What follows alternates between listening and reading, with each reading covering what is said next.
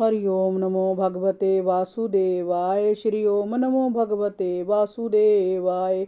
सीधे साधे भक्तों ने मेरे हृदय को अपने हाथों में कर रखा है।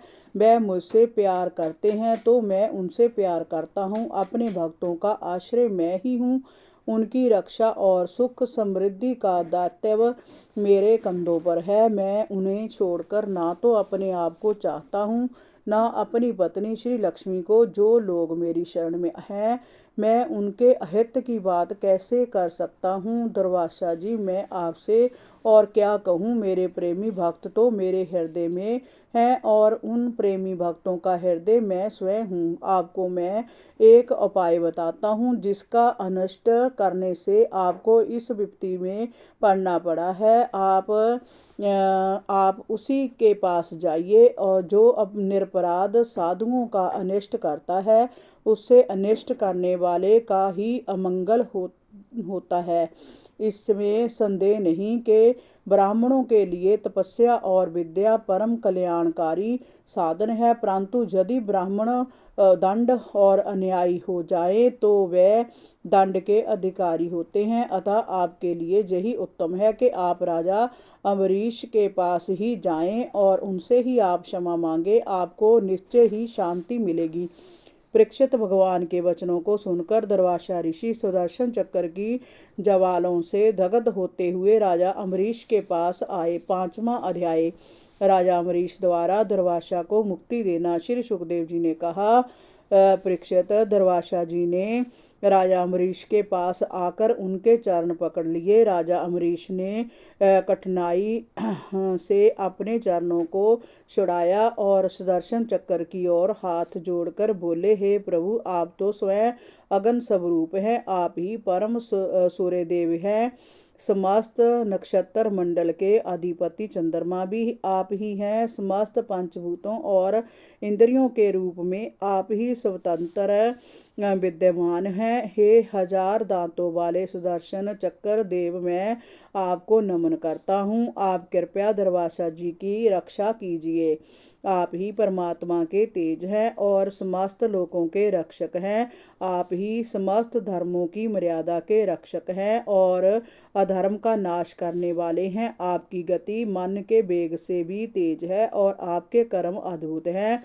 मैं बार बार आपकी स्तुति करता हूँ। कृपया इन ब्राह्मण देवता को आप क्षमा कर दीजिए। मेरे मन में इनका अहित करने की किंचित भी चाह नहीं है। हे सुदर्शन चक्र, यदि मैंने कुछ भी दान किया है, यज्ञ किया है, अपने धर्म का पालन किया है, मेरे वंश में लोग ब्राह्मणों को ही अपना आराध्य देव समझते रहे हैं हूँ, अथवा यदि मन वचन कर्म से मैंने भगवान श्री हरि के से किंचित भी प्रेम किया हो, तो आप दुर्वासा जी की जलन को शांत कर दें। आप कृपया मुझ पर प्रसन्न हों। परीक्षित, जब राजा अम्बरीश ने सुदर्शन चक्र की इस प्रकार स्तुति की तो सुदर्शन चक्र अंतर्ध्यान हो गया और दुर्वासा जी की दाहिक जलन शांत हो गई। दुर्वासा ऋषि सुदर्शन की अगन से मुक्त हो गए तो उनकी जान में जान आई। वे राजा अम्बरीश को आशीर्वाद देते हुए उनकी प्रशंसा करने लगे। दुर्वासा जी ने कहा, राजन, आप धन्य हैं। आज मैंने भगवान के प्रेमी भक्तों का महत्व देखा। मैंने आपका अपराध किया, फिर भी आपने मेरे लिए मंगल कामना की। निश्चय ही आप महान हैं। जिन्होंने भगवान श्री हरि के चरण कमलों को पकड़ रखा है, उनका कोई क्या बिगाड़ सकता है। आपकी उदारता ने ही आज मेरे प्राणों की रक्षा की है। महाराज अम्बरीश, आपका कल्याण हो। परीक्षित, जब तक दुर्वासा ऋषि सुदर्शन चक्र से घबराकर तीनों लोकों में भागते फिरे, तब तक राजा अम्बरीश ने भोजन नहीं किया था। वह उनके लौटकर आने की प्रतीक्षा कर रहे थे। दुर्वासा जी के चरण पखार कर राजा अम्बरीश ने उन्हें भोजन कराया। दुर्वासा जी भोजन करके जब तृप्त हो गए तब उन्होंने कहा, राजन, अब आप भी भोजन कीजिए। आप भगवान के परम भक्त हैं। आपके दर्शन, स्पर्श और बातचीत से तथा मन को तृप्त करने वाले आतिथ्य से मैं अत्यंत प्रसन्न हुआ हूँ। जब तक जय पृथ्वी है तब तक आपका चरित्र अमर रहेगा। राजा अम्बरीश से विदा होकर दुर्वासा ऋषि ब्रह्मलोक की ओर चले गए। उनके जाने के बाद ही राजा अम्बरीश ने भोजन किया। इस बीच वह जल पीकर ही उनकी प्रतीक्षा करते रहे थे।